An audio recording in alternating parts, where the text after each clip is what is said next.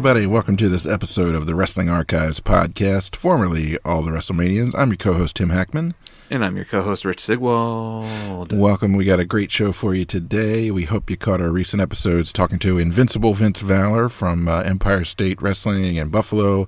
Vince was a great guy. We had a good time talking to him. Did you like talking to Vince? I did like talking to Vince. I liked his cat. I feel horrible about his torn pectoral muscle. And man, I hope he has a quick recovery.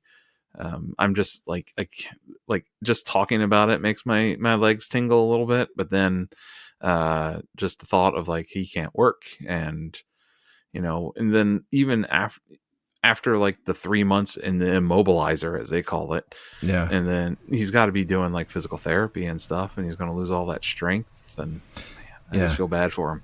Yeah, it seems like he's a dude that has a hard time sitting still too. So it's, I'm sure it's extra tough. So we're sending him the best, but we appreciate him coming on the show, learning a little bit about the upstate, and it's Western New York wrestling scene, and some of the shows and stuff he's done up there, some of their stars, their talent. I see they have a show coming up actually with Too Cold Scorpio, who is relevant to today's show, which is for sure a fun coincidence. We hope you also caught our episode on Capital Combat 90 with the one and only RoboCop. What a cluster of a show. My head's still not quite right. I've been having very disturbing dreams. I'm not sure how to process it. My therapist has been no help. I don't know. But wrestling is real. If wrestling is not real, then explain RoboCop. Yeah. That was just a mess. I don't know what they were thinking, how they thought that would work. And it's a very similar theme as to what we're going to be discussing today. Like, why did you think this was going to work? Yeah, it's a terrible idea. Kind of thing. Yeah. Yeah, I'm guessing it went something like this. You guys know what would be a good idea? Fucking RoboCop, man. RoboCop. You know what? Those WWF fuckers up in New York, they got the Ninja Turtles. We're going to get RoboCop. The Predator wasn't available. No. So it's we're just past the new year here, and everybody's talking about the Iron Claw is still in the movie theaters, and I know you haven't seen it yet. So I'm curious if any of our listeners have watched it. If you have any thoughts about it, shoot it to us. Somebody in the roundtable on Facebook asked about it actually, which is kind of what made me think about it. So I did see it. I thought it was okay. I mean, I think maybe a B-. I think some of the performances are really decent. I thought actually Zac Efron did a good job of sort of projecting the kind of I don't want to say blankness, I think, that you kind of associate with Kevin Von Erich. He comes across as a little bit just not all that bright. And I have no idea about the man himself, but the character anyway that Zac Efron is playing is massive. He's huge. I have no idea how he got that big without illicit substances, but I'm guessing he ate his Omaha steaks or whatever. But there's a sort of just kind of blankness to him that I think is intentional. Either way, it was pretty good. To me, the standout was really Jeremy Allen White, who I love in The Bear. That show is fantastic, as Kerry Von Erich. But I think, the problem I had maybe is this problem I have with all kind of like biopic movies, like, what the highlights and lowlights are, right? So you kind of just sit there waiting for them to tick off. You're like, okay, now David's got to die. All right, now Mike's got to kill himself. All right, now Carrie's going to kill himself. And there's actually another brother, Chris, who also died by suicide, who they just omit entirely. Right. Poor Chris, he's just cut out of the thing altogether. But I thought the performances were good. The Holt McElhenney, who plays Fritz, is really good. That guy is awesome. He was in Mindhunters, and he was in Lights Out on FX, which is one of my favorite shows ever. So anyway, give it a whirl. Shoot us an email or something on socials if you get a chance to watch it, and let us know what you think. It's always a good time when you get like a big big tent wrestling movie out there, and I'm sure it'll be up for some awards maybe. Yeah, I always get concerned when these things come out, just because, similar to, like, while it works in the Young Rock, the portrayals of other real wrestlers, because they won't be like developed as characters, just become like caricatures of them. And it's so, like, if you watch the Young Rock, the Macho Man is a caricature of the Macho Man. Ric Flair is a caricature of Ric Flair, all the way through everybody. And so it's just kind of a paranoia that I have that happens with these types of movies, and I hope when I see it that doesn't happen. And then you're talking of like ticking off the life events because you're familiar already with the subject. It is always an issue as well, but as long as they're put together cinematically properly, it doesn't bother me too much. Yeah. But I guess I have a feeling that's probably why we both like Walk Hard so much, is because it's a fake biopic, and that, like, we don't know what's coming and what the events of his life are. But they're also like note for note, like what you would expect, right? Like even to the extent where he's like, "This is a dark fucking period." Yeah. During this dark period, I love it. Yeah, and It was so great. And going nose blind. I assume Kerry Von Erich went nose blind, and I can't smell. I'm going to light a candle that tonight. movie's so good. Yeah. They don't need to make any more music biopics, because Walk Hard it covers them all. Yeah. Walk the Line. Oh no, wait. Walk Hard. Yeah. What did I say? Yeah, Walk Hard. Every time a new one comes out, I'm like, I'm just going to watch Walk Hard again. I don't need an Elton John movie or a Freddie Mercury movie. It's covered. Yeah, I will say the Elton John one, Rocket Man, was pretty good, but you would hate it because it's a musical, and so I don't like the musicals. Oh, I do like Elton John. Yeah, I don't know. Anyway, there's something else I was going to say about that. Oh, this is. I'm going to out myself here with a bit of wrestling ignorance. We've watched a fair number of mid-90s shows that had Kerry Von Erich on him. I had no fucking idea that dude was wrestling on one foot all that time. Like, to the point where when the movie gets to that part and he's going around on crutches and he's missing his foot after his accident, I'm like, my brain wouldn't. I'm like, wait, like I had to like step out into the hallway and look up his Wikipedia page to try to get the chronology correct. I had no idea. Yeah. Apparently I'm a moron.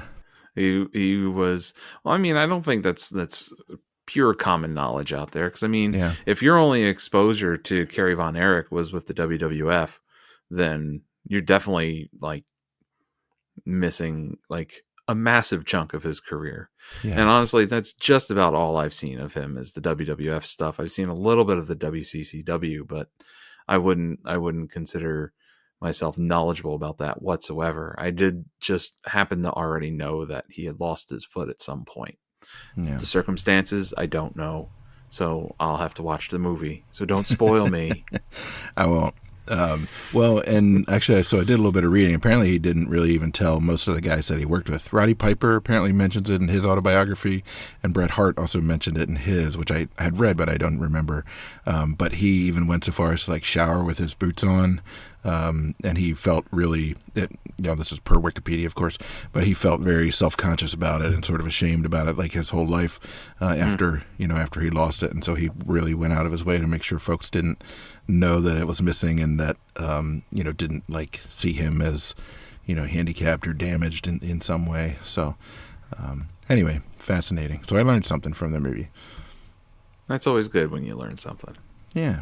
So, so we have a weird one for you today. I'm excited to talk about it. I'm a little concerned about just how we even process this, but let's get into it. Today we're going to talk about the NWA WCW / New Japan Pro Wrestling Collision in Korea show from August 28th and 29th of 1995. Took place in the Rengrado 1st of May Stadium in Pyongyang, North Korea. The tagline is 2 Legends, 1 Country. And this thing is something else. It was attended by something over 300 and some thousand, kind of depending on who you believe. Yeah, the most accurate estimates seem to be about 150,000 for the first day and 160,000 for the second day. So of course they add those up. There's different numbers, of course, depending on who's reporting. North Korea claims that the first day was 190. The reported gates were between 7.5 and 8.5 million for those two. But again, a lot of, if we watched the Dark Side of the Ring about the show, an attempt to kind of get a little bit of background, and they, of course, claimed that most of the people there were kind of like forced to attend on pain of potential imprisonment or execution. So it's hard to know. But that's what we want to get into today. Yeah, it was interesting too in that Dark Side of the Ring that like Eric Bischoff is definitely towing the line of the North Korean report of attendance as well. He had a little bit of a look of fear in his eye through that entire episode too. So I don't know if he thinks that like Korean ops are still following him. I'm going to rewind a little bit. The YouTube that we watched of this, so this show is only available on YouTube. You're not going to find it on the Peacock, and there's multiple beliefs behind why it's not on the Peacock. But first, the YouTube video labels this as an NWA show, but the NWA WCW had separated from the NWA 2 years prior to this, so I don't know why that the person that uploaded that video slapped the NWA tag on it, but they did anyway. But who cares?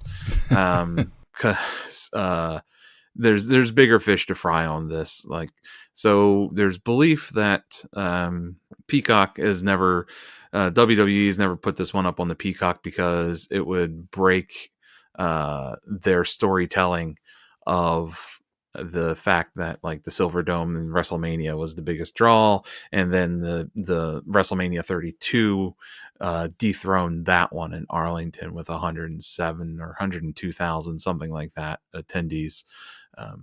But then if they put this up there, then they're going to have to acknowledge that wasn't even freaking close, because according to Korean estimates and Eric Bischoff, over 300,000 people attended this wrestling show in North Korea, which would then also mean that the crowd was completely different. Nobody went to both nights, which I could see, because there is no take from the gate of this. Because it is the communist country, I should say, and there was no paying admission, but there was compulsory attendance, apparently, according to multiple storytellers in the Dark Side of the Ring and several articles that I've read since. The weird thing is that Scott Norton is talking about riding in a car to the event and seeing the packs of people walking down the street towards the stadium. And he talks about, man, this is an incredible gate. And the driver apparently turns to him and says, oh no, these people are forced to go or they would get shot in the head. Now, just several minutes before that, Scott Norton is talking about how he just had a phone call with his wife, and he was nearly executed for having a phone call with his wife for discussing North Korea in a bad light. I can't imagine that the driver actually turned to him and said that, because I think that driver would not be the one taking them back to the hotel then. He would disappear during the event. Yeah. And just for reference, Pyongyang had a population somewhere around 2.7 million in the mid 90s. So yeah, it's entirely possible that 150,000 different people showed up for night one and night two. It's fascinating. The Dave Meltzer also speculated about the attendance kind of blowing up WWF's line about WrestleMania 3. So what we ended up watching is the pay-per-view that was released several months after the actual event. And WCW cut together 8 of the 15 matches, some from day 1, some from day 2, and sold it as a pay-per-view. It did abysmally. It was, I think, got about 30,000 buys, which is not good. So that's what we're watching here for the show, and that's what we're going to talk about today. And the matches, you can look on Wikipedia and see the full lineup for both days. I don't think the full thing is out there anywhere, but I haven't looked that hard. Yeah, I mean the proper name for this event was the Pyongyang International Sports and Culture Festival for Peace. Um, so I mean that's a classic communist name. Everything is for peace, or for the Or people, else. right? uh, Peace through submission. This event was the brainchild of Antonio Inoki, the superstar Japanese wrestling icon. He's like Ric Flair and Hulk Hogan combined to the Japanese wrestling scene. Plus Tom Um, Cruise, plus JFK. yeah, so JFK. That's an interesting comparison because the reason why Inoki wants to put this event on is to resurrect his political career, as he is facing stiff competition and being reelected to the Japanese Parliament, and news has broken that he has mob ties, specifically to the Yakuza. And as we learn in the Dark Side of the Ring episode, the guy that taught Inoki, what was Ricky his name? Dozan. Ricky Dozen, was actually North Korean, and he hid that. And for some reason, when that came to light, the Yakuza got pissed and killed him, and that actually kind of made him kind of like a North Korean martyr, which then gave Inoki street cred in Korea, that they just accepted him because he had been trained by a North Korean. Yeah. Yeah. And I should mention that, it's never been, I guess, officially sort of claimed or whatever that the Yakuza was involved. That seems to be the most common interpretation of what happened with Ricky Dozan's death. Antonio Inoki has this brilliant idea to put on this wrestling show in North Korea and convince North Korea to do it. North Korea is like, sure, but he's like, well, I need to get some bigger names, and so he calls up Eric Bischoff, first wanting Bischoff to connect him with Muhammad Ali. I don't know why it was so important for Muhammad Ali to be there, besides him being known as the most famous athlete in the world, Yeah. which was kind of surreal. They never explain really his role there or what he's doing. He doesn't get involved in any of the matches. He doesn't do anything. It doesn't seem that he gives any kind of speeches or does an opening part of the ceremonies or anything like that. He's just there. They're like, hey, you want to go to North Korea? Sure. Yeah, I mean, as best I can tell, and kind of reading between the lines of what the folks said on Dark Side of the Ring, is that he sort of had this image as this kind of like international, ambassador for peace, and he had resisted the war in Vietnam as a Muslim, and he had done this sort of thing. It would be another year before he shows up at the Atlanta Olympics as a sort of surprise guest, which kind of, I think, I've read a lot about Muhammad Ali, and I think that's really what cemented him as the sort of the modern image of him in this kind of iconic role. And I kind of wonder, I mean, he would have maybe gotten that nod anyway, but this is maybe a bit of a practice run for that almost. After Inoki gets Eric Bischoff to get Muhammad Ali to do this, Inoki then wants Bischoff to recruit American wrestlers to come. And specifically, he wants Hulk Hogan. But Hulk Hogan just basically says, that's going to be a no for me, brother. And which absolutely makes sense. Yeah. There's no way you send Hulk Hogan to North Korea in this environment, because you can't have him come out to like that American-made theme song that had in WCW or anything like that, waving a big ass flag. Yeah, so you already lose the WCW heavyweight champion, because he's their heavyweight champion at the time. Ric Flair is retired at this point, his first retirement. And Bischoff talks Flair out of retirement to come back to do this event. It's quite a feat. Yeah, well, yeah. I can't imagine it was that hard to talk him back into it. I really doubt it was. So they convince him to do it, and then Road Warriors are in, but Road Warrior Animal hurts his back again, supposedly. And so he ducks out, but only Road Warrior Hawk goes. The Steiner brothers, Too Cold Scorpio, and Chris Benoit. But Chris Benoit actually wrestles under his New Japan name, Wild Pegasus, at this point. Which is a hilarious name. That's an amazing name. It's like from Bill and Ted. Wild Pegasus. Did you mention Scott Norton too? Oh yeah, Scott Norton. So Scott Norton also is a New Japan and WCW star. Super ripped dude. Oh my god, that guy's massive. He was a world champion arm wrestler before he was a pro wrestler, and you totally can see that. He is 90% arms and chest. He is like the biggest, most muscular man I've seen in wrestling, I think, in a long time. Yeah, he is a slab of beef. Yeah. So they all hop on a plane. They all get over to North Korea. We don't need to run through the whole dark side of the ring, but that they were very closely monitored, very closely guarded. They were sort of shepherded around the country a little bit and kind of dragged out to these different ceremonial and symbolic sites. And then, of course, the North Koreans filmed it and put it all on state TV and saying, look how, the Americans, they love our culture and they realize it's far better than theirs and, all this sort of stuff. There's also Eric Bischoff. Bischoff also mentions that they did not ask the American government for permission to travel to North Korea. They just went to Japan and then from Japan into North Korea. That is a terrible fucking idea. That is a real horrible idea. Totally irresponsible. Yeah, and Japan was very blunt with them. It's like, we cannot guarantee your safety in North Korea.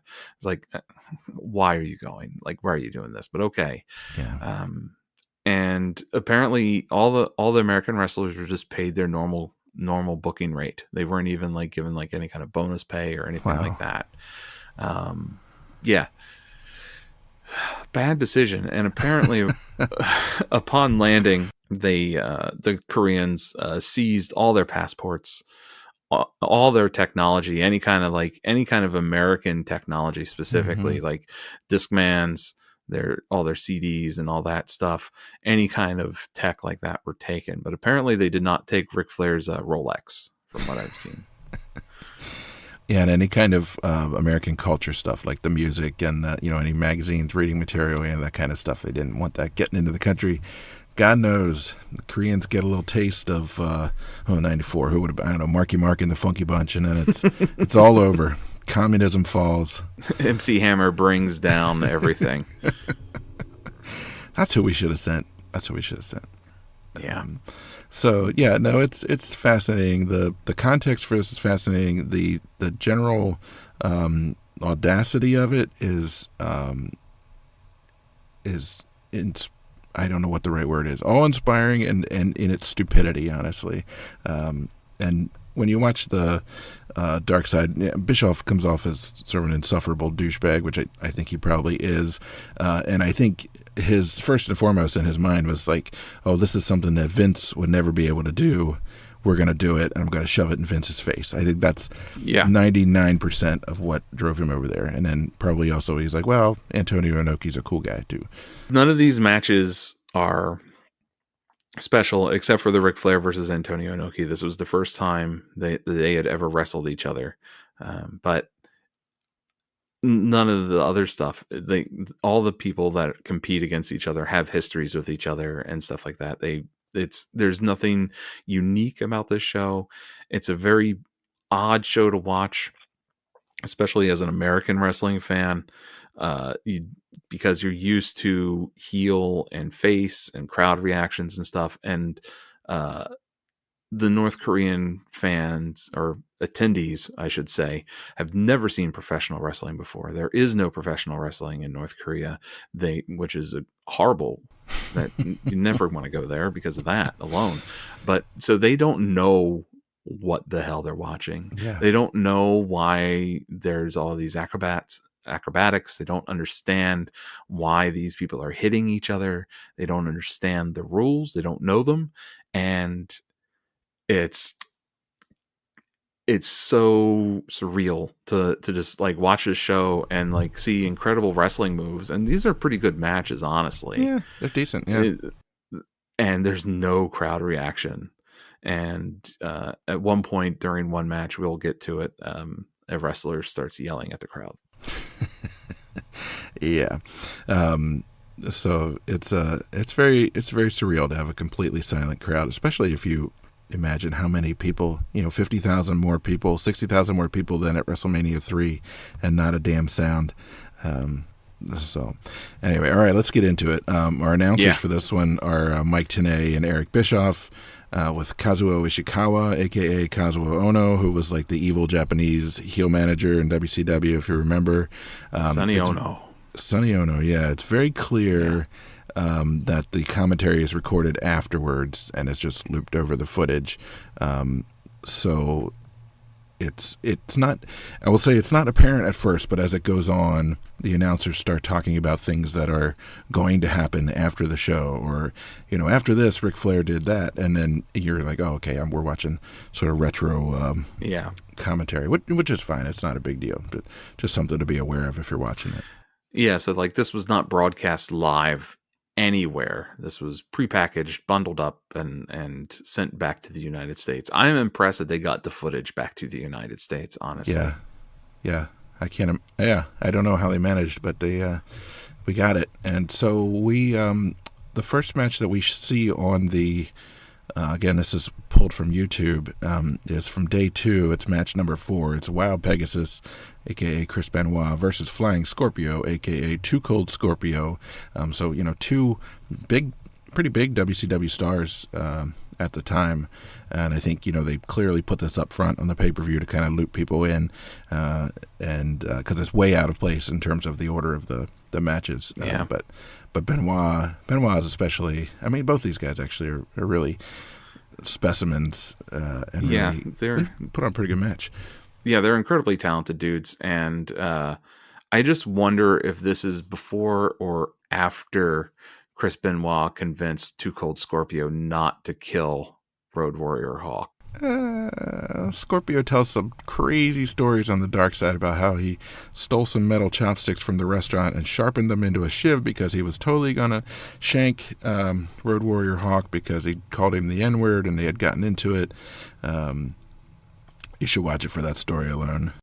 Yeah, they got into a fight on the bus at some point, and during that fight is when Hawk calls Scorpio the N-word, and then according to Too Cold Scorpio, who is the only person that can tell the story because Hawk is dead by the filming of that, is he whooped Hawk's ass.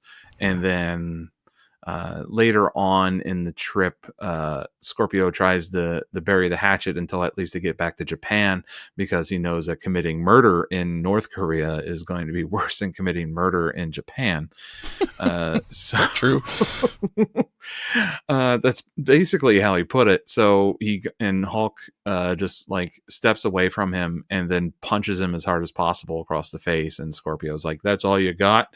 And then like comes at him, and they have to be pulled apart by quote unquote the Japanese guys, as Scorpio says. So I don't know, that story is has a whiff of bullshit to it. But then Scott Norton says, well, Hawk was on interferon for hepatitis C, and it causes you to have flu-like symptoms and feel very fatigued and weak and that kind of stuff. And he was basically sort of making excuses and saying if Hawk had been at 100%, he would have beat Scorpio's ass, which to me lends credence to the fact that maybe Scorpio did whoop on him at least once, but I don't know. Also, apparently, Hulk ran out of his steroids as well on the trip, so maybe his like testosterone rage had calmed down some. Yeah. And I don't know. It's lost to time. It's such an insane story. Watch the Dark Side of the Ring episode to catch it. It's fascinating. Well, these guys have a good match. Benoit is just so strong. He's stupid strong, and Scorpio's so agile first. And he's not a small guy, and he's flying around, and doing his Too Cold Scorpio stuff. His face it's fucked up. Like he looks like Sloth from the Goonies.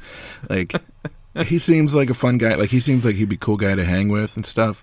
But like, man, his face is rough. Like, I'd be afraid he's going to try to stab me. I don't know, man. It's not good. It's not good. This match, Too Cold Scorpio doesn't look like the type of guy that can do the stuff that he does, but he does it, and he does it well. And then this is where you really notice how weird of a show this is that like everybody visible is in a suit and tie or military uniform, and the camera is being held in such a way that you cannot see the real size of the crowd. So you can't really tell. And a lot of this, because it's such a huge stadium, the quote unquote pitch of the stadium is massive. It's like over 200,000 square meters, according to the Wikipedia on this Run Grow First of May stadium. That, seeing the seating bowl is going to be nearly impossible with the camera angle. So you could believe that there's only 1,000 people there, maybe, or 150,000. You can't really tell. Yeah, they're way the fuck out there in the middle of the field, and so it's interesting. Yeah, and the bell is not audible in the broadcast, which makes it really hard. Yeah. Oh, that was the 3 count. That match is over. Okay. Yeah. So this match ends out of nowhere because there's no bell. You can't tell that it's over. Yeah. Benoit nails that huge flying headbutt off the top for the win. It's such an impressive move. And at the same time, you're like, man, don't do that. Come on. Yeah. Like, we know what's coming. We know how this turns out. The second match that we see is from day one, match one. So this is the kickoff of the whole thing. It's Yuji Nagata versus Tokimitsu Ishigawa, both from New Japan. These are very technical submission kinds of guys. They are also the exact same size, both wearing the basic black trunks and boots, and with the same exact haircut. And I could not tell who was who through the duration of this match. No, it was very tough, and it was very obvious that it was a different time then. Yeah. So I really liked this match, though. This match looked like some of that old footage that you see from Madison Square Garden from the 1950s. Yeah. This like two burly manly men like hitting and grappling with each other. Like this match looks half shoot, the way they're going, and I really enjoyed it. Yeah. It ends with a really nasty crossface headlock thing. Like the dude's like bending the guy's neck 90 degrees, and the guy has to tap out like almost immediately. And like I think he's nearly killed him with that thing. Yeah, Nagata gets the win, and that crossface is apparently called the Nagata Lock 3. Nice. So I don't even want to know what 1 and 2 look like. No, because Nagata Lock 3 is bad enough. Lock 4, he just twists off your head and throws it out of the ring. It's like a Mortal Kombat fatality.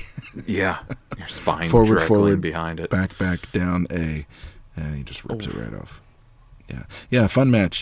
Very, very unique. I mean, very not unique, but very different from if you're only used to sort of American style wrestling. It may look a little odd.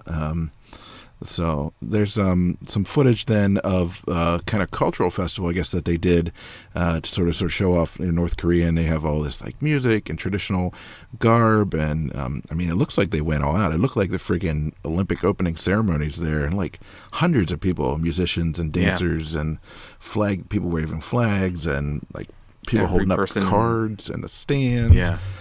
Crazy. Yeah, every person in the stadium also has a placard card and was clearly part of the choreography because they flipped that shit you cannot pull that off at a baseball game in the United States. You need to do like a wave rotation of your card so that it goes from looking like a mountain to an ocean wave now. And they just do it. They just do it. Like you could not pull that off at like Camden Yards. Like no. No. We can barely manage a wave, so it was just kind of scary. It was very reminiscent of the opening ceremonies to the Beijing Olympics, which I don't know if you watched, but like that was like terrifyingly in sync to where like, oh well, the Chinese are just going to march right over us. Okay. Yeah, looks like something out of Triumph of the Will. Yeah. The next one that we see is day one, match 4. That's Ukami Gundam, which is the name of a tag team featuring Hiro Saito and Masahiro Chono versus El Samurai and Tadeo Yasuda. So we learned that Saito was trained by Luthez. That was pretty interesting. I didn't take too many notes on this match. What did you do? Did you like this one? It was all right. It was a little rough. Now, Chono actually is a former NWA World Champion. He had won the NWA World Championship in 1992. So that was kind of fun to see him here. And then Mike Tenay informs us that El Samurai picked up the name, became masked when he started wrestling in Mexico, and he just kept the mask. And then because he wrestled in Mexico, he attached the word L to his to his name, and he kept it when he came back to Japan. Good for him. Yeah, I noted that Yasuda is a monster of a man. He is huge. He's massive, yeah. Yeah, and then I mostly just noted that like the commentary was off. This is where like things start getting really, really weird. Honestly, the ring announcer this is the first time we see the ring announcer, and he is New Japan's ring announcer at the time, and he is dressed like he's in Sergeant Pepper's. There's no other way to describe it. It's a bright blue sequined 19th century military marching band garb is the best way I can describe it. And then the only other thing that I really noted was that like Eric Bischoff at one point says, "I don't know if it's called an Irish whip in Japan, but that's what we call it here." Wait. Like, okay. In North Korea? Right. At this point, like they were still trying to do the commentary to where they sound like they're in North Korea. Yeah. But that's like the first slip to where it's like, hey, maybe they're not actually in Korea for this, which, you know, none of the footage actually shows Eric Bischoff in Korea.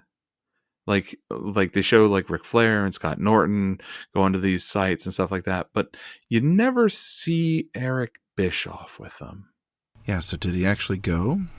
I'm suspicious because he also talked about going for a run alone in Pyongyang. Yeah. How did he do that? Yeah. Like hell, they're going to let an American go for a jog by himself. He's like, I went out at like 4 a.m. and nobody was out, and then people started waking up and they got all scared. I'm like, I feel like I believe that Too Cold Scorpio beat the fuck out of Hawk more than I believe that this happened. Yeah. Same. So Chono pins El Samurai after a shoulder block to get the win in this one. So Okami Gundam gets the victory. The next one up is a women's match. This is, again, still on day one, match number 2 from the card. It's Akira Hokuto and Bull Nakano, who we've seen before, I think, versus Manami Toyota and Mariko Yoshida. So I was interested about this one because I don't know why we see this on the pay-per-view instead of the Bull Nakano versus Akira Hokuto match, which was a CMLL World Women's Championship match from the second day. Like that to me would have been a much more interesting match to throw on the pay-per-view, but I have no idea why they chose this one. Probably they're just some holdover remnants of it could be time, it could be also just like holdover remnants of like favoring tag team matches over singles. This gets more people on the screen. I don't know. I really like this match. Did you? Yeah. Bull Nakano is kind of a big deal. Like we've seen her before. Yeah. She's a badass. Yeah. She gets compared to Big Van Vader in this match by Mike Tenay at one point. Yikes. Yeah. What's funny is because like Eric Bischoff is landing some pretty sexist comments about like cooking and stuff like that with these women, and Mike Tenay is just completely silent and not acknowledging them at all because Mike Tenay knows that all 4 of these women could kick their asses. Not a problem. Because this is a tough match. They're moving fast. They're doing real holds on each other. This poor Mariko Yeah. Yoshida.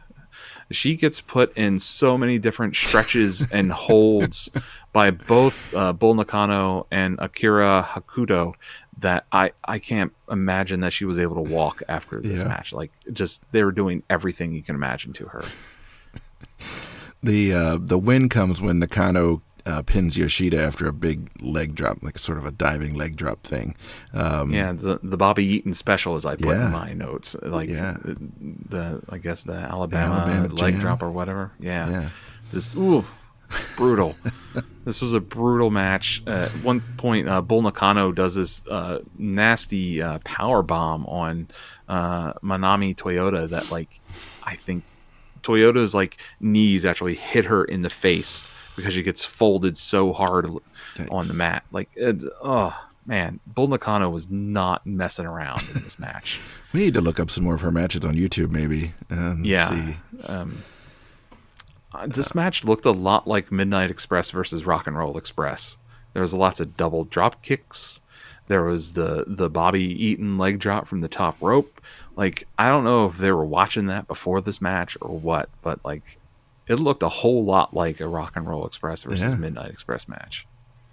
I guess it could be. Who knows, right? I mean, I don't know how much Yeah. U.S. wrestling they got over there in Japan. Interesting. Yeah, that Yeah. was a good one. I think maybe this next one was my favorite. I'm not sure. And this is, again, day one, match number 7 from that day. This is Scott Norton. Again, it's just a massive human being versus Shinya Hashimoto, who is no slouch himself, for the IWGP Heavyweight Championship. This is the definition of big meaty men slapping meat. Yeah, this is the only title match that we see on this pay-per-view. And this is night 1 main event. And this is a hard-hitting, brutal match. Yeah, these guys just they really go at it. This one goes the full 20 minutes and ends in a time limit draw. Spoiler alert. So we don't have a clear winner, but nobody really seems to know or care. Or it goes Broadway, as they say in the business. Yeah, Broadway. Yeah, I don't know what they would say in Pyongyang, but no, we went Broadway. This match is rough, and these guys are hitting each other. There's a lot of just like smashing into each other, and at one point, Hashimoto gets hit with a shoulder block from Norton, and he goes flying a good 10 feet backwards, half of it in the air, and then goes rolling into the ropes and out of the ring, just in but it doesn't. You would think that maybe that would sound like an oversell, but it wasn't an oversell because Scott Norton, you would swear he's 280 and he's 100% muscle, and he was at full speed when he hit Hashimoto. And so there was just a lot of kinetic energy that had to go somewhere.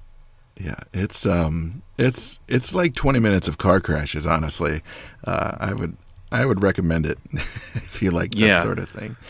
Eric Bischoff says that Scott Norton is so strong that he could take the front bumper off a Cadillac. I don't know how many pounds of pressure that takes. I don't know, but it's a lot. Yeah. And the crowd started sounding restless during this match because I don't think they got it. Yeah. Honestly. And I mean, I'm not surprised because they've never seen pro wrestling before, so they don't understand two beefy dudes just pounding on each other for 20 minutes. So here's a question. Do you think the North Koreans would have seen sumo or been familiar with sumo? I'm not sure. Yeah. I'm not sure what kind of sports they would have exposure to there. I assume baseball. Baseball. Everybody plays baseball, right? Yeah. But I don't know if they might not have baseball just because baseball's so American. Yeah. So I don't know. They might have had sumo. I mean, maybe the Japanese left it behind, after they were in charge and sort of colonial days there, or not colonial, but colonizing days. Imperial. Which is funny when you Google North Korean sumo, you get the Wikipedia page for Ricky Dozan. Oh, fascinating. Yeah. So yeah, I don't know if they have if they have any kind of sport besides like soccer or whatever there, and gymnastics. That's all, like Olympic sports, and that's it. I don't know. Yeah. Anyway, the reason I asked is that would have at least given them some sort of reference. Yeah, for what they were watching.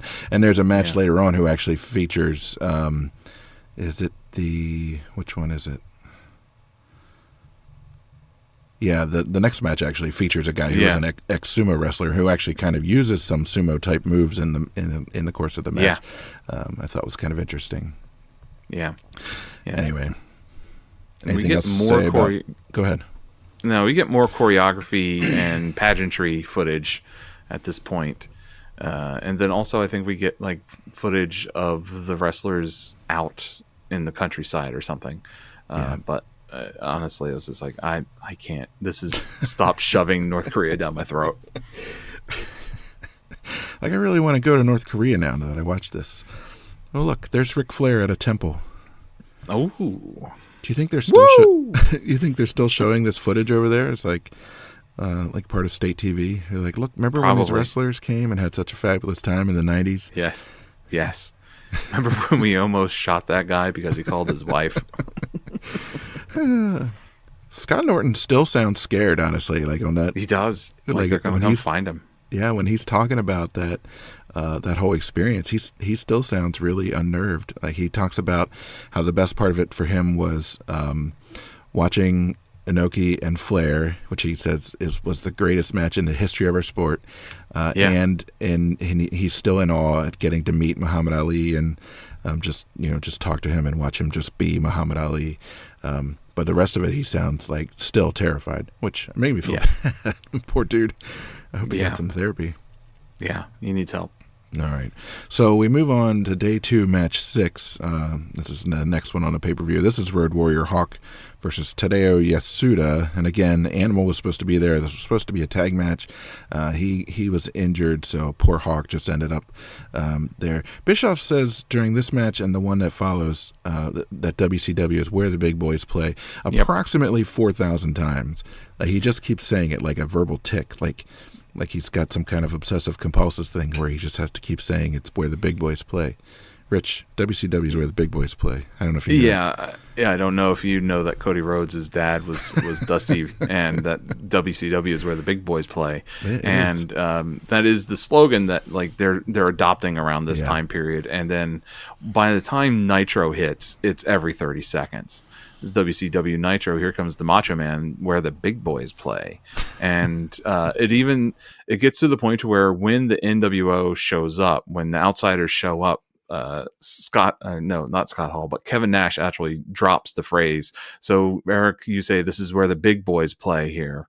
Well, we're not here to play or something like that. But so that phrase just constantly is hammered away, and it's obnoxious and it's horrible. Through everything, it's where the big boys play. Kind of makes me wish the North Koreans had shot Eric Bischoff. Got a better announcer. We learned that Hawk has been working in New Japan as part of a tag team, the Hellraisers, and now he's making his sort of return to WCW. He was actually kind of working back and forth for both, as I understand it. Bischoff asks if you can imagine sitting next to Hawk on an airplane with those spiked shoulder pads. Like, does he really think that like he wouldn't take them off to go through security, and like that he just walks around with them all the time? Like, that's the dumbest question I've ever heard. Yeah. That's like WWF, like mid 80s commentary of like it's fucking stupid, Yeah. So this is the match where in the middle of it, Hulk is so unnerved by the basically silent crowd that he stands on the second rope and screams at them to get into it and to start cheering and starts like saying the F word at them, and it basically becomes unhinged. Well, he did run out of his steroids, as we've learned. So no, he's not happy. He ain't having it. We learned that Yasuda is an ex-sumo wrestler, and he actually starts off with some like pushing and slapping, straight from sumo. And Hawk actually sells for him, which I don't think I've ever seen him sell for anybody. Like, no, he sells for approximately 30 seconds in this match, and he allows himself to be kind of pushed back into the corner. He takes a big shoulder block from the sumo guy at one point, but then that's about as long as all that lasts. Yeah. Then Yasuda locks Hulk into a double underhook suplex, and Hulk no sells it, bounces right back to his feet, and just like yells in his face and starts punching him. And then Hulk catches Yasuda with a flying clothesline from the top rope, basically Doomsday device without half An of the animal. Doomsday, Yeah. and gets the win in fairly unbelievable fashion. 2 minutes and 20 seconds, Yeah. start to finish, including the break for yelling at the crowd. Right. So that's the intermission. He fights Yeah. for a minute, yell for 20 seconds, fight for another minute. So Yeah. yeah. No, and Yasuda is as big as Hawk here. Like he's not a little dude at all. No, I would argue he's bigger. He's 6'3", and Hawk was also 6'3", but they're both large dudes. Yeah. So I just wrote, well, that was something, because that was something. Yeah. And the next one, was.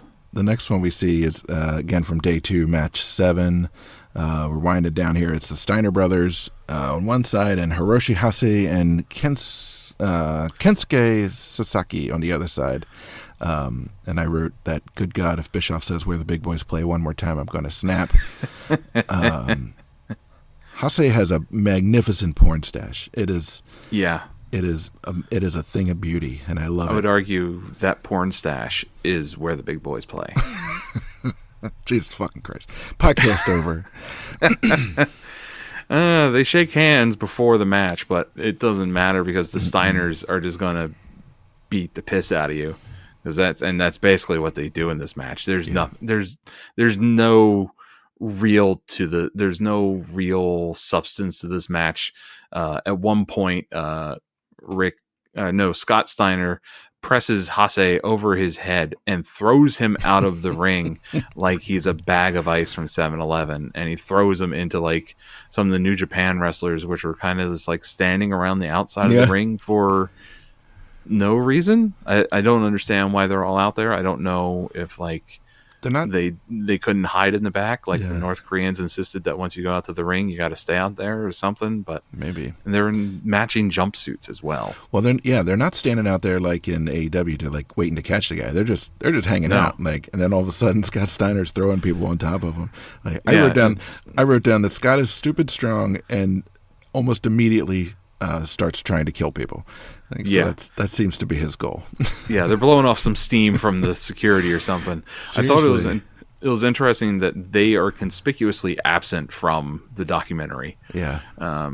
But Eric Bischoff turns to Sonny Ono, because that's the name that I know him by, and says, "What do you think the fans are thinking of the Steiners?" And Sonny Ono doesn't miss a beat and just says, "They're a couple of crazy Americans." That's I agree. I agree. Yeah. Rick gives somebody a belly to belly that looks like near fatal. Yeah. He lands on his head. He lands on his head. The Steiners are on top for a good while, and Hase throws Rick with a big belly to belly of his own. Sasaki comes in with a hot tag, but he gets stopped, and then he double clotheslines the Steiners, which I don't really believe. He has a glorious mullet that sort of offsets Hase's beautiful porn stash. I think if they put those two things on one person, that's definitely where the big boys play. That would definitely, all the people in the world would have sex with that person. And the announcers are talking about how the Steiners are struggling professionally because they can't control their emotions. And I kind of think that might be a shoot, because like, these guys need some fucking medication. Like, whatever issues they're dealing with, they keep trying to murder people in the ring, and they need to get it under control. Yeah, this was definitely like New Japan Steiners and not the WCW or the WWF Steiners that were slightly tamer. Yeah, like, there's this great footage of like Scott Steiner wrestling somebody, and he's like, "Oh yeah, you want to see what I do to you? Do to this guy?" And then he like drops him right on his head, just like drops him on his head. So Scott Steiner gets the pin in the ring while Rick and Sasaki are brawling on the outside. There's no Frankensteiner. There's no finisher or anything like that. It's just kind of like he hits him really hard and pins him, and that's the win.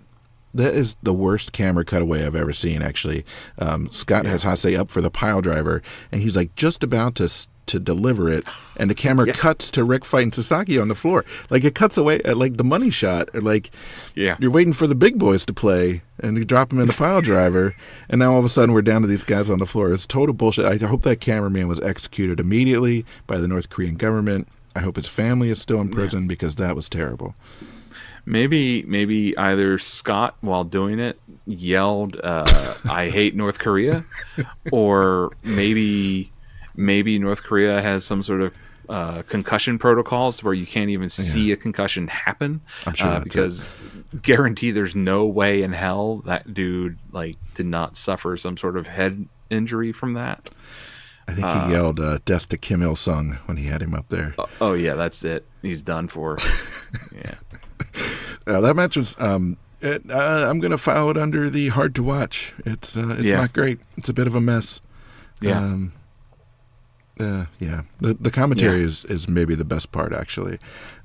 So I'm still thinking about the Steiners in like couples counseling, where they're like trying to like work through their emotional issues and why they have such violent outbursts and try to murder people all the time. I don't know. Yeah, they've got some problems. To put it mildly. We go backstage with Bischoff and Tenay. One of them barks all the time. He just barks. Yeah, he does bark, yeah. And the crowd, he barks here, and the crowd, of course, has no idea what the hell is going on. They're like, no. Is this a man dog? Yeah. Anyway. And we also get some backstage video of Inoki and Flair getting ready for their matches. Very stagey, very not real. And that brings us to our main event, of course. This is day 2, match 8, so this is the main event of the second day, as it should be. This is Antonio Inoki, the great Antonio Inoki versus Ric Flair, fresh out of his retirement. I was kind of worn out till we get to this main event, to be honest. Like I was hoping for this to be good, and it was all right, but I don't know that it was worth the trip, you know. I'll just say that Inoki is just, he's such a matinee idol. He's got this like comic book jawline. He's got his trademark red scarf. But man, are his legs tiny. Like they don't. Yeah, he needs to get leg day going. They don't do leg day in Japan, I guess. He's got bird legs, and I mean, this is really late in his career at this point too, because I mean, Antonio Inoki started wrestling before Ric Flair started wrestling, so this is real late stage Antonio Inoki, and he's got that Sergeant Slaughter jaw, but to the point where it's definitely like a severe underbite that I'm surprised that no dental expert ever wanted to correct. He debuted in 1960, and Ric Flair debuted in 1972. So 12 more years in the ring than Flair at this point. Flair looks absolutely exhausted walking to the ring. Yeah, and the Korean crowd doesn't get it. They don't understand why he's wearing the fancy shiny robe. They probably aren't even familiar with the song that's being played for him. And it's no. Flair flops. This is a big old flop for Flair. Yeah. Well, it's interesting though, because if this were on American soil, right, he would be there to get over, but it's not, and he's there to put Inoki over, and that's pretty much what happens. He sells for Inoki for a good long time. He takes a multiple attempts at a figure 4, bunch of right hands. He gets tossed over the corner. Flair kind of makes a little bit of a comeback. He does his big elbow drop. He gets this weird, Inoki gets him with this weird like flip kick thing, and then Flair does his face bump that we love so much. Inoki looks awkward here, but I think it's just kind of his style. And that's just kind of the way he did it. And he's also an old man at this point.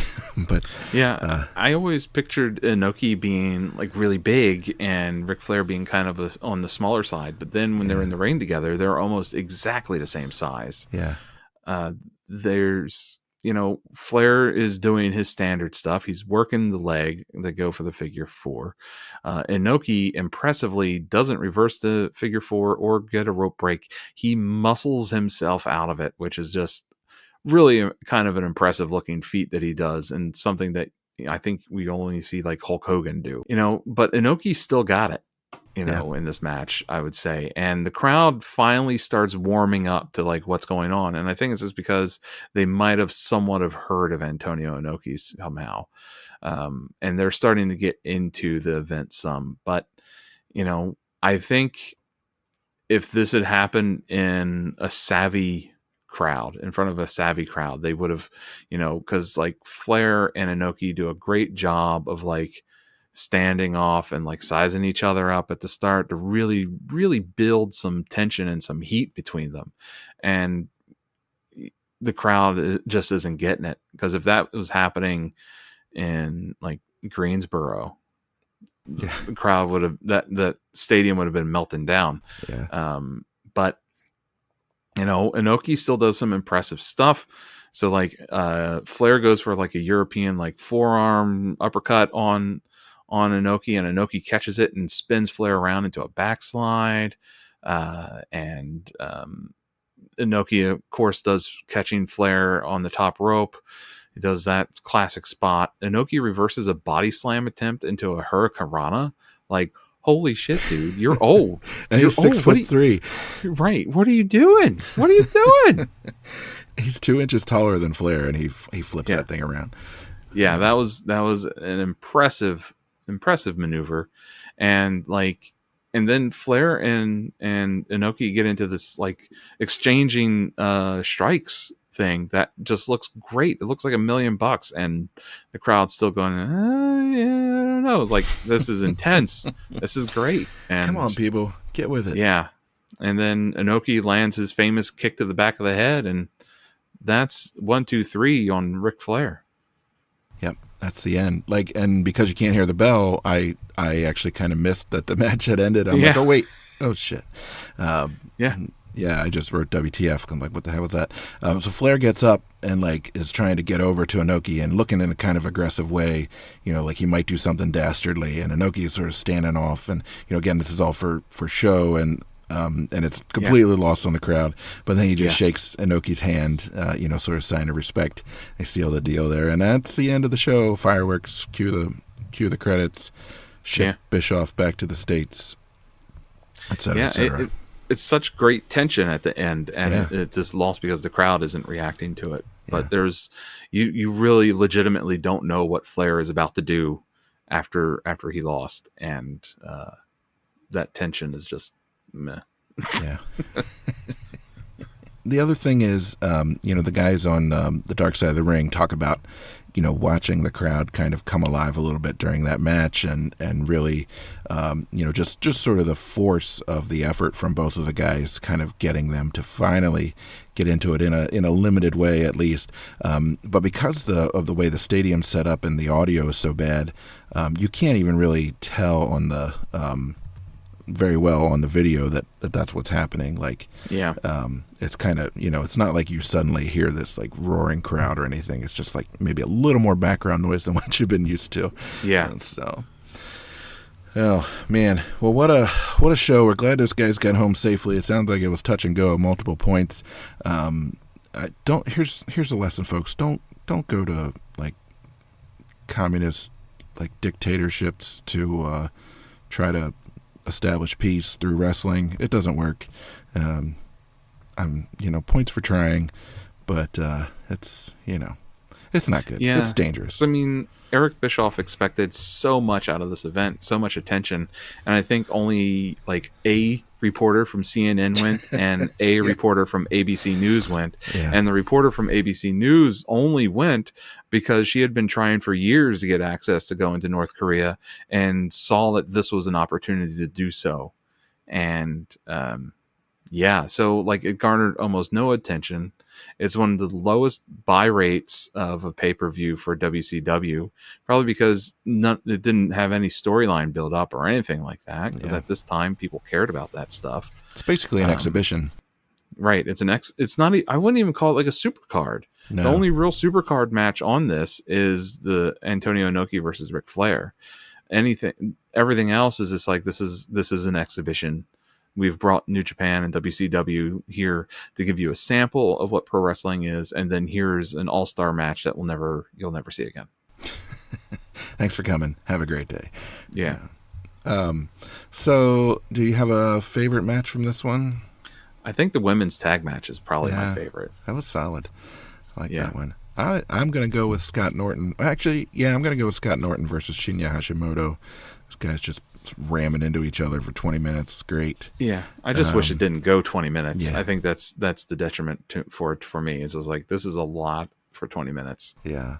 I mean, the card that we saw is short enough that I actually don't think it's even fair to pick a worse match, because none of them are inherently terrible or anything. There's some that are maybe a little less exciting than others. I don't know. Do you have any thoughts?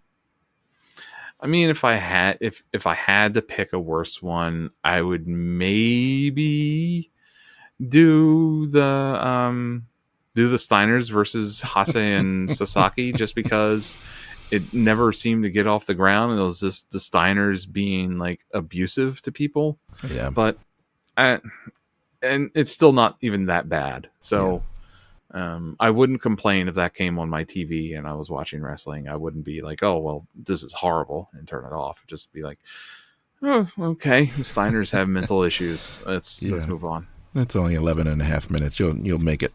Yeah, that's fair. I would probably give multiple pieces of that match my oh shit moments. I'm not sure which one. It could be Scott Steiner trying to kill everyone he touches. Could also be Rick Steiner trying to kill everyone he touches. I'm going to go with that absolutely terrible camera cutaway on the finish. That's my oh shit moment, because it made me furious. Like, if I were the throwing my phone type, that would have been me throwing my phone. Yeah, my oh shit moment. I was caught off guard by Steiner just immediately picking up Hase and throwing him out of the ring, like we're not having a match, just get out of here. But I think Bull Nakano with the Bobby Eaton special from the top rope, I think is going to be, because that's when I was like, oh shit, that was awesome. Like that stopped me for a second. So yeah, she is not fooling around. Yeah, she was great. So, well, I'm glad we got to watch it. You suggested that we watch this one. I'd seen the Dark Side of the Ring episode come across the DVR initially, but I'm like, I don't know what that's about, and so I never watched it. So I'm glad we got a chance to go back. And I think it's a weird thing, and it's an interesting time capsule, and it's totally and completely unique, I think, among the kinds of shows that we've watched. So I think it's a good fit.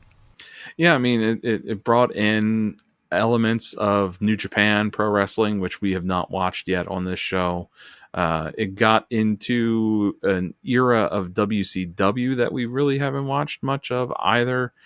And you throw in the weird attempt for international diplomacy. All you're really missing is Dennis Rodman in this show, and you got it. Yeah. And I believe the show happened right after they had a leadership change in Korea. So it was also done as like a memorial to the previous leader. I don't want to try and butcher the person's last name in case someone in North Korea happens to hear this and decides to find my house. But there's so many weird circumstances around this. And then you try to wrap your brain around the fact that there's possibly 300,000 people that have watched this event in person. Yeah. And they also had to know choreography. and flip those cards on time. Right. It's a spectacle, to say the least, but then it's a poorly shot spectacle at the same time. Poorly shot, poorly mic'd. Yeah. I don't regret us watching this. I think it's a very important show to throw into our catalog, because it is an enigma upon itself that needs to be studied and discussed. Yeah, the leader had died was Kim Il-sung. He had died somewhere in the previous year, so they forced the wrestlers to go pay homage to his body, which is lying in state.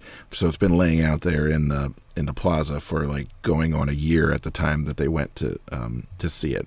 And of course, as the way it works in North Korea, the son of Kim Il-sung had become the next supreme leader in line, and on down the road. It's fascinating that a country that is communist is using like a monarchy method and heredity to determine its leadership.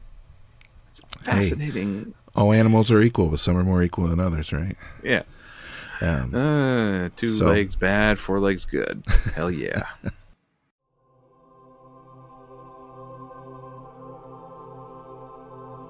As we always do, pay tribute to the men and women we've seen who are no longer with us. We'll start it with Supreme North Korean leader Kim Il-sung.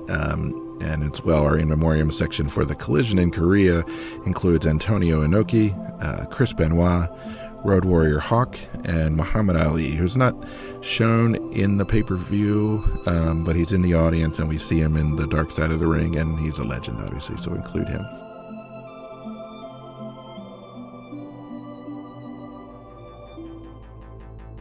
All right. Well, thanks for joining us. Thanks for taking a trip to 90s era North Korea with us. We made it all back just in time, I think. Not being thrown into state prison, so congrats on that, everybody. Your passport back? No, actually. I guess I'm stuck for a little while. But if you, check us out on all the social medias, obviously Facebook and Instagram and X, the Wrestling Archives. You can, if you're interested in tossing some shekels our way to help support the show, it's ko-fi.com/Wrestling Archives. Wrestling Archives, not the Wrestling Archives. We also have a TeePublic store. Just look for Wrestling Archives podcast, and you can find our cool designs by Rich. Buy a shirt, support the show that way. Let's see, what else? The Wrestling Archives podcast at gmail.com, I believe, and the Wrestling Archives.com is our website. So we'd love to hear from you. Shoot us a note. Tell us what you want us to watch next. We'll have some more great shows coming up real soon. More interviews, more classic wrestling to watch. And so for now, I'm your co-host, Tim. And I'm your co-host, Rich. We're signing off, and we'll see you soon.